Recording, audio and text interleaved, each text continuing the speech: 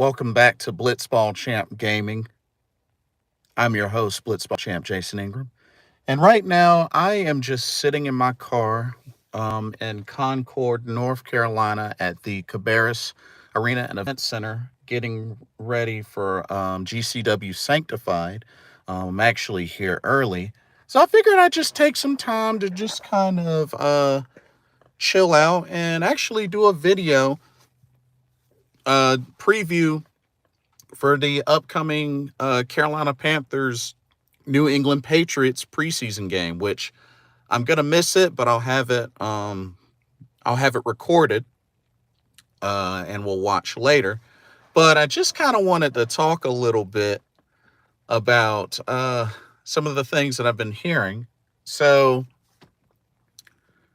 first off, one of the things that stood out to me is it was announced by Coach Matt Rule that no Sam Darnold, no Baker Mayfield for this game.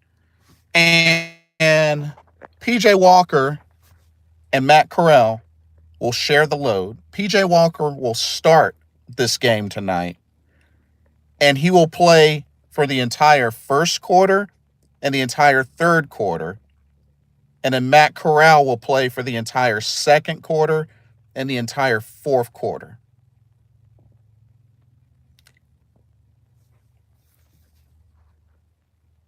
How the heck does that make sense? Why would you split it up that way?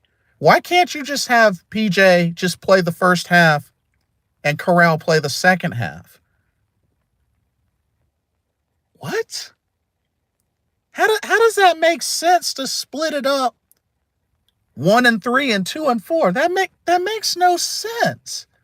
Like, so if one quarterback has the team driving in the red zone and the quarter ends, you gonna just take him out and put the other quarterback in to start off the quarter and just like halt the momentum? Not give the quarterback a chance to finish the drive? Come on, Coach Rule. What kind of what? What are you doing? Why would you split up the reps that way? See, Coach Rule be doing some stupid stuff. Like, how does that make sense? How does that make sense? I don't get that. How does that make sense? you're gonna split it up. PJ want the first and third quarters, and Matt Corral the second and fourth quarters. I mean, don't get me wrong. I understand these being the two quarterbacks that play the entire game because, like I said, they got to make a decision, and it seems like keeping four quarterbacks is a little too much, a little ridiculous. But they got to use this game. They got to make some decisions, and I don't even know if PJ Walker even has a chance. I don't even know if he has a chance because, them getting Matt Corral, third round draft pick, for them to just cut him just would not look good. That wouldn't look good, personally. So, I mean, we'll have to see what happens, but I don't know what the heck Coach Rule is thinking. Like, what? Like,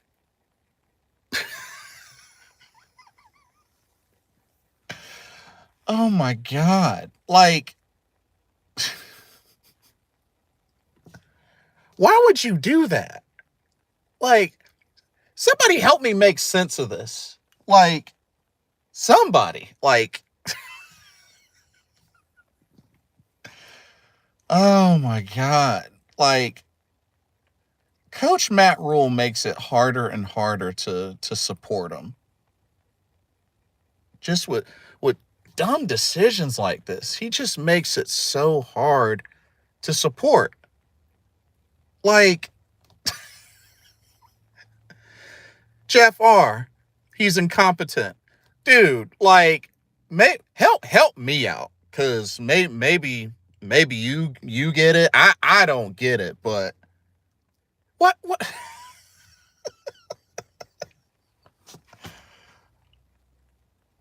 I would love to hear what explanation he has for this. Like,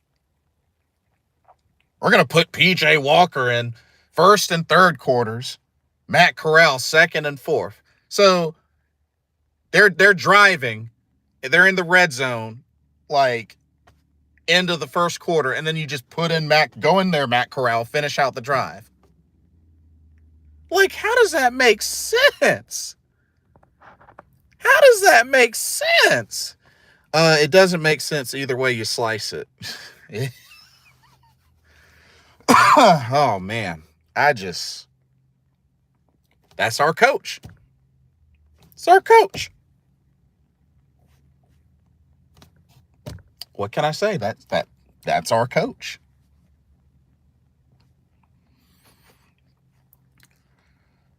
Oh my God.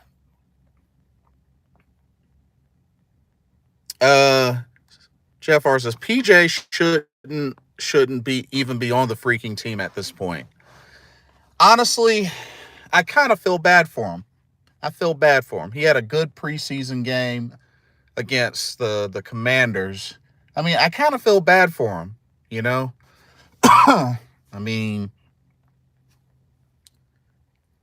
I know he had some success in the XFL. You know, pretty short guy for a quarterback.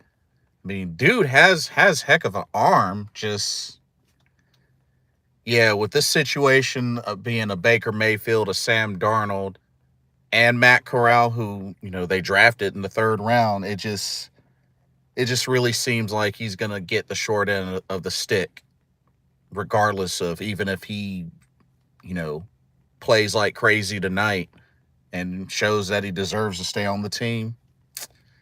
It might not be enough, because keeping 4 quarterbacks, just, it's not normal. It's not normal. So, and it looks like the efforts of shopping Sam Darnold it's not going to work. It's not going to work. So, but I don't understand why he can't just say, PJ, you play the first half. Corral, you play the second half. Like, it's that simple. It's that simple. Like, why would you split it up that way? Like, oh my God. Like,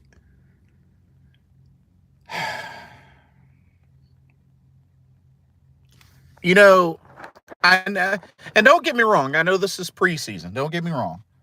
But, you know, as I think about this upcoming season, I have a feeling that some way, somehow, either Matt Rule is going to end up doing really good enough to save his job, or Matt Rule is going to do extremely bad, and it's going to be beyond the level of embarrassment. That's what I have a feeling. Like, one or the other, I feel like is going to happen this season. It's just going to all just come to him, and it works out, or it just all goes, like, even worse than before, and he just embarrasses himself to the point where gets the boot.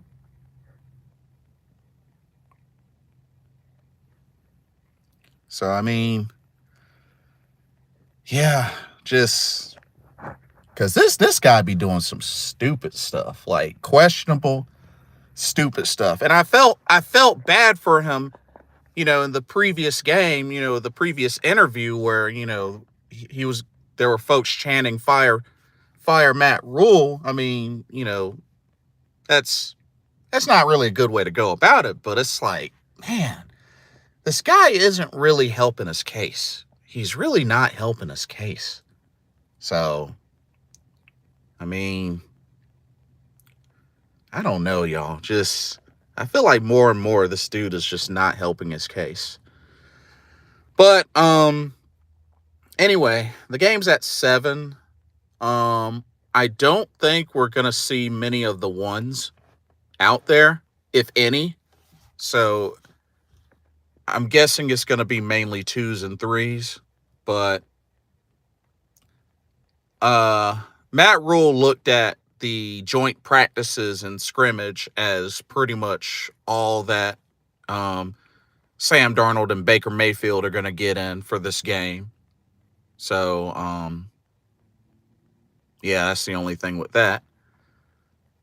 But, I mean, we'll see what happens. I think, hopefully, we see some folks show up and show out. I think I heard word we might see some TMJ. He practiced, and Keith Taylor Jr. is supposedly back as well. So it'll be good to see some faces return that we haven't gotten a chance to see in action. So here's hoping that they'll play and produce. Excuse me. But yeah, we'll see what happens. But hopefully Matt Corral will be able, be in a much better position to really see if he can make some plays. And I hope they mix it up with him, have him play with the 2s as well as the 3s, have him play with both. Don't just stick him with just the 3s.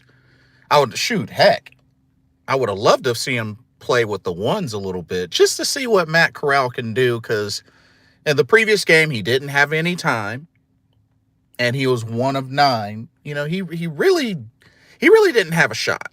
So it looks like tonight's game, he's going to have a shot. So hopefully he can show that he can do a little something. But we'll have to wait and see. Deshaun Watson. So it's been announced he will eat an 11-game suspension and a $5 million fine. Some folks say he deserves a year. Some folks feel he should be pretty much kicked out. But I think for him personally, I'm sure he's probably thinking, he definitely got what he wanted. Well, maybe not necessarily what he wanted, but it could have been a lot worse. My thing is this, and I agree with Shannon Sharp on this. Deshaun Watson should have kept his mouth shut after all this went down. After you released a statement, apologizing, for all the women that you hurt, that you that you really, slandered and all that and really affected. And then you gonna turn around and at the press conference, you're gonna say, I'm gonna continue to stand on my innocence and defend my innocence. Dude, you just sent that apology. You just voiced that, and then you're gonna turn around and say, I'm gonna stand on my innocence. Dude, you better be happy you got what you got instead of much worse. And if he would keep his mouth shut, hopefully, it doesn't get any worse for him. But I don't get that. He should have just kept his mouth shut. He did the apology. He admitted, hey, I'm sorry for, the women I've hurt. And it seemed believable. But then you're going to turn around and say, I stand on my innocence. Come on now. You're just making it much worse for yourself. Making it much worse. So, word is the earliest he would be able to return and play is I guess that would be week 12, which apparently he would be able to return and play against the Texans, his former team. Now, I'm sorry. Something about that seems set up. I mean, his first potential game back is against the Texans. Yeah. That just sounds like a setup. Ekaim Hannon says he's sorry. He's sorry he got caught. B Ryder says, "Are you driving and live chatting?" No, I'm parked. No, I'm parked. I'm just holding the phone, but yeah, I'm parked. I don't even have my car on. If you want to know, that's where I'm at. But yeah, I'm parked. But excuse me. But yeah, Ekaim Hannon, he's sorry he got caught. I mean, perhaps. But yeah, it's just he should have kept his mouth shut.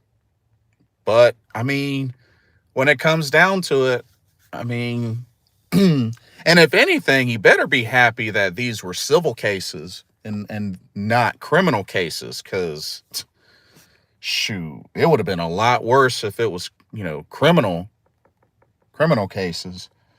And then, when it comes down to it, I don't know. I mean, 24 women? I mean, what are the chances they're all lying, Like, I'm just saying, like, one or two, but 24? Yeah. Like, yeah. But he only got 11 games. Some feel like he should have gotten a whole year or indefinite suspension. I mean, I get it, but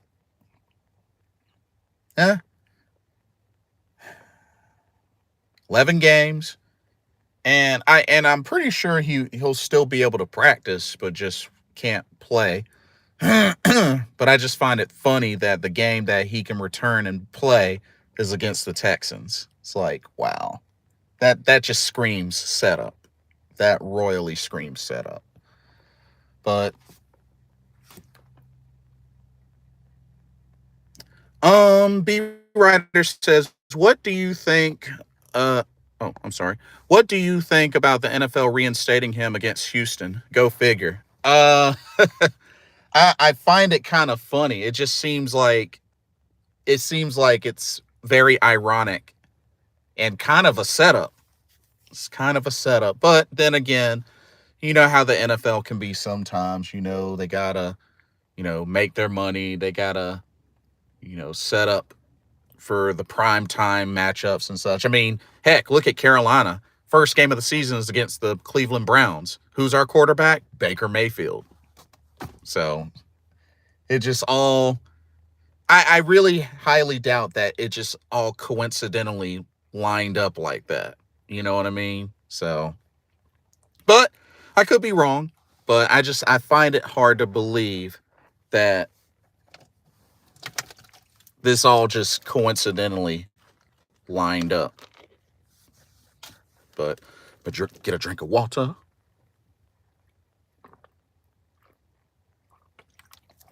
But yeah, it's just where'd my cap go? Oh, there's my cap. But yeah, I just really, I really have high hopes. Well, maybe not exactly high hopes. Hold on one second. I'm gonna roll my window down a little bit. 1 second. There we go, so I can get some air. What in the world?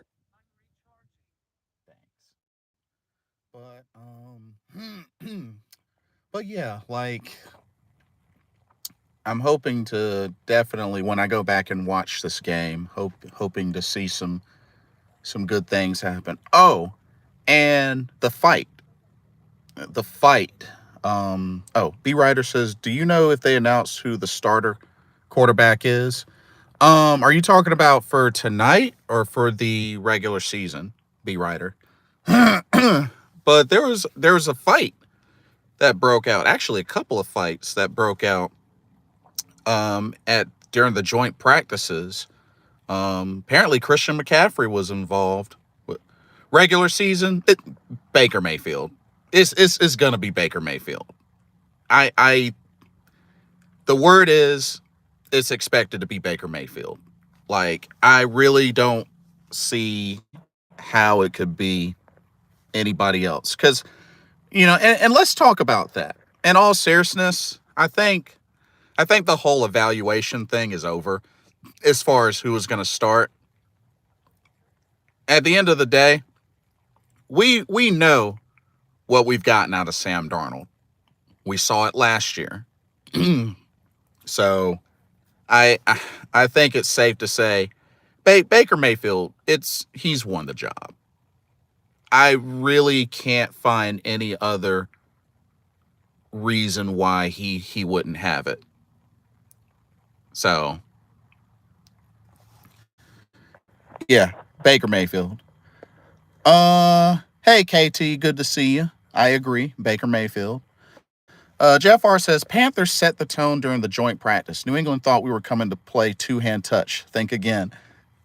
Yeah, it's interesting because word is it was a cheap shot on Christian McCaffrey that set the brawl off, which it sounded like the whole thing was that Coach Rule and Belichick agreed that any fights they would pull the players off, and I guess the whole idea with the joint practices is you're not supposed to hit like hit. You make a hit, but you don't go, I guess, 100% on your hits, full force. Wait, it started with Kenny Robinson? Really? I thought it was from the cheap shot on McCaffrey. And I know Kenny Robinson was I think he got kicked off twice. But yeah, I thought there was a cheap shot that was on. Oh, that came later. Oh, gotcha. Yeah, Kenny Robinson, he got pulled, which honestly, he gonna mess around and he gonna end up getting kicked off the team. He gonna end up getting dropped. And it sucks too, because I like Kenny Robinson. I thought he had potential, but if he can't control his emotions, if he keeps getting pulled, it's gonna hurt more than help. But yeah, like I don't really know how I feel about joint practices, but that's just me. But yeah, like man, that was a crazy brawl. I mean, just everybody, and normally Christian McCaffrey, he's such a good guy. When it's to the point where he's even getting up in folks' face, you done did something wrong. You done did something wrong. Because CMC doesn't seem like the type of person that would want to fight. You know what I mean? So when it's that bad, you done messed up. So so yeah, that's the only thing with that.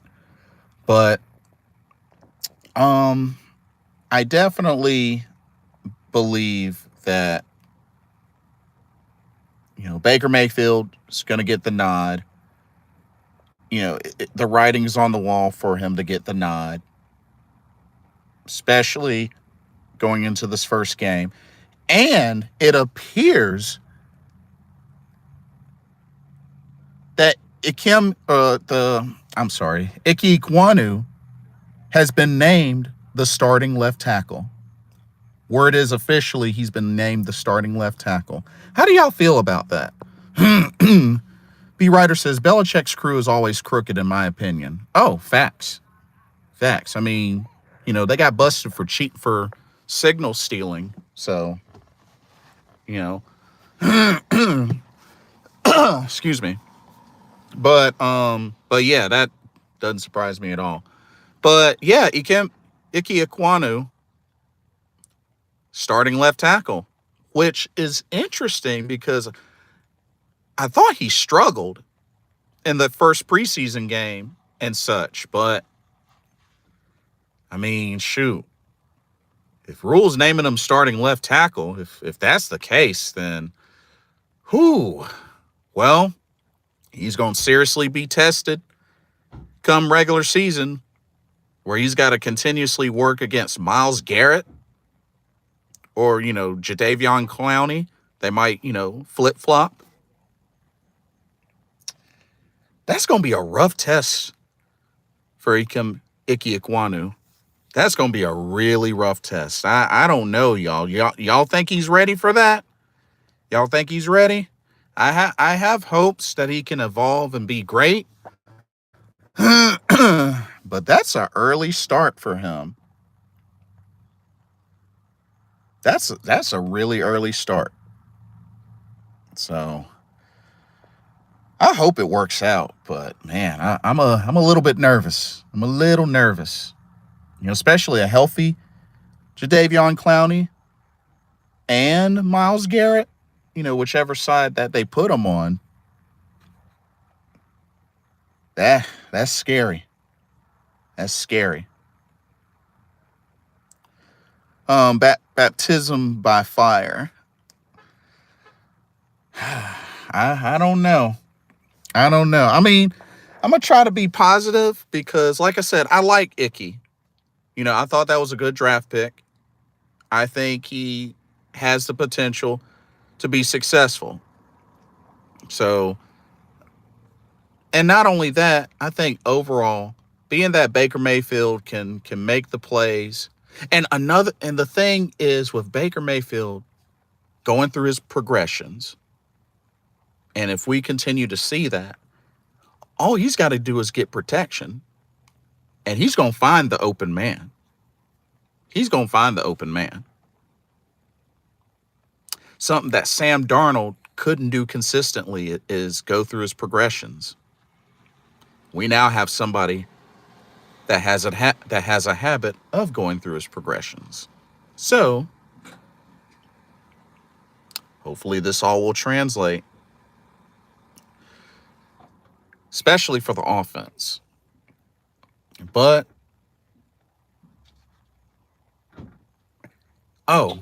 and also, let's not forget, Carolina Panthers picked up a not a running back, a linebacker. I believe I think his name was Josh Martin or something like that. Played with the Broncos. Only has like 9 tackles, but guess we're looking a little thin at linebacker. And then again, we did let go of Kamal Martin. So yeah, looking a little thin at some positions. Ooh, and did y'all hear about Eric Ebron? Eric Ebron wants to come home. He wants to come home. We might want to think about signing him. What do y'all think? Y'all think we should go get Eric Ebron?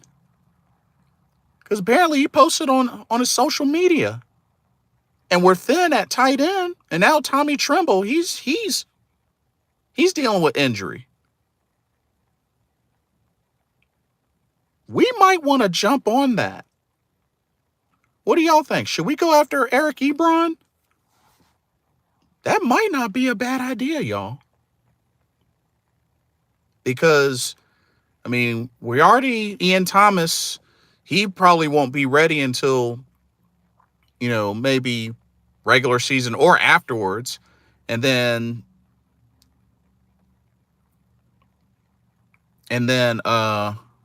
who's the other? Colin Thompson, I think he's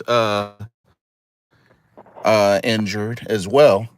Let's see. Yes, but he's old. Honestly, hand and age is a minor factor. In a situation like this, age is a minor factor. Look at Tom Brady. B. Ryder says, depends on the cost. Yeah, it'll definitely depend on the cost as well. I'm not really sure what he would be looking for, but it's something to consider. This is something to definitely consider, especially in a system where Ben McAdoo likes using tight ends. And if we were to get somebody like a Eric Ebron, that would be nice. That would be nice. So honestly, I just really think it's something that they should consider. Like I said, I don't know how much he's looking for, but I don't think it's a bad idea. I don't think it's a bad idea at all. You know what I mean? So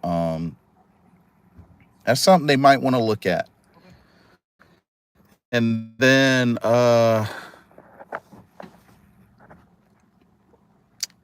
really going to be keeping an eye on the wide receiver core because I really am curious to see who they end up keeping for our wide receiver core because there's still got a lot of guys to look at, and I think we're gonna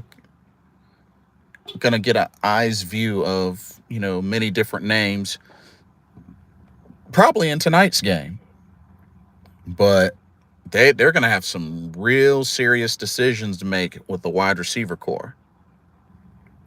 So I mean, because there's names that I like on there. I mean, of course, Robbie, DJ, Rashard Higgins. I mean, they're safe. They're safe. I think Shy will probably make it. I think Shy will probably make it.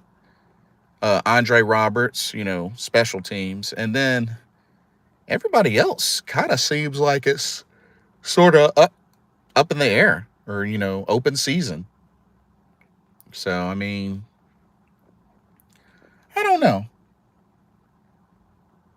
I don't know. We'll have to see, but I'm very curious to see how this looks. And now that I think of it, I think they said that they have to have 53-man roster determined by April 30th, which that's in what, 2 weeks? It's in 2 weeks. So that'll be here before you know it. That'll be here before you know it. And then the first regular season game is on 9/11. So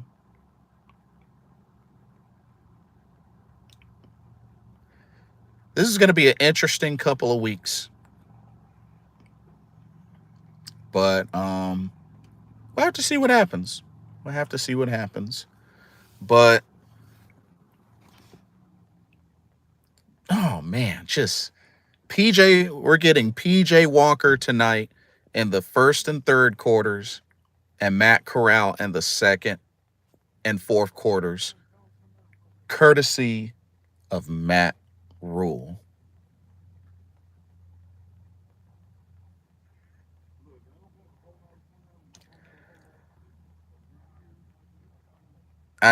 Wow. But that's our coach. That's our coach. All I know is he has one last shot to get it right, or else he's out of here. I don't know if he's going to get it right. Many doubt it, but this is really his last season to get it right. Because if he doesn't get it right, and when I say get it right, I mean playoffs. B Rider says, want to see more Corral. Wasn't impressed last game. Yeah, he really didn't get much of a chance in the Washington game. But word is we're going to get him in the second and fourth quarters this game. I don't know why they won't just give him a whole half and give PJ the first half, give Corral the second half. Oh no. They got to give Matt Corral only second and fourth quarters. So stupid. Like, it's so dumb. But as I said before, I kind of feel for PJ Walker because I feel like regardless of whether he does good or bad, he's going to get the short end of the stick. So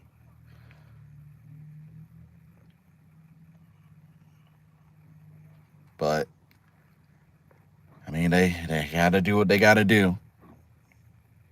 I mean, there's going to be quite an evaluation period, but it just doesn't seem reasonable to keep 4 quarterbacks.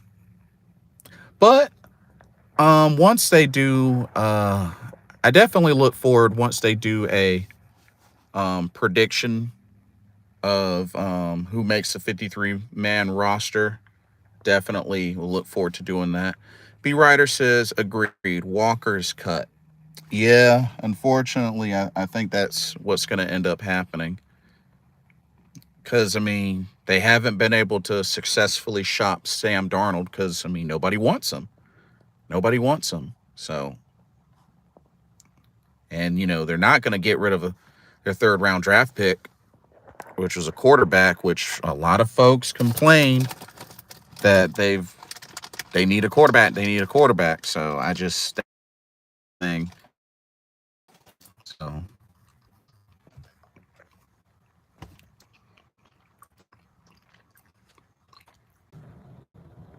Yeah, this keeps disconnecting. But yeah, I don't know. But anyways, okay, the connection's getting kind of weird on my side. I don't know why, but it's almost time. It's almost showtime actually. So like I said, got the GCW event to attend here in Concord, North Carolina. But I just had to get on here for a bit and just do a quick preview, give my thoughts on tonight's game. Like I said, I'll have it DVR'd and watch later. So definitely plan on doing that. And then after this week, one more preseason game, which I believe is against the Bills, if I remember correctly. And that will actually be a home game. But not sure how much of the ones we'll see in that game, but should be interesting. But yeah, like I hope that Matt Corral gets a lot of snaps, can make some plays, can get some good drives. I'm hoping the defense can create some 3-and-outs, can get some pressure on the quarterback. I know Amari Barno had a lot of snaps in the last game, so we'll probably see some more of him. But hopefully the defense can get going. Want to see more Brandon Smith. Want to see more Kalen Barnes. Really want to see folks get hyped, get amped up, and make plays. Because that's what it's all about. But they've gotten to play against each other quite a bit up to now through the joint practice and scrimmage. So both teams will probably have somewhat of an idea of what each side runs, but we'll see. We'll see. Should be interesting though. But anyway, that'll do it for now. Don't forget to like, comment, subscribe. Hit that notification bell while you're at it. And I'm about to go watch some Game Changer Wrestling live, front row. So until next time, this has been another Carolina Panthers Talk, brought to you by Blitzball Champ Gaming here on the U to the Tube. Y'all be safe. Have a blessed weekend, and I will see y'all very soon. And enjoy the game tonight. Definitely enjoy the game. I'll see y'all next time. Peace.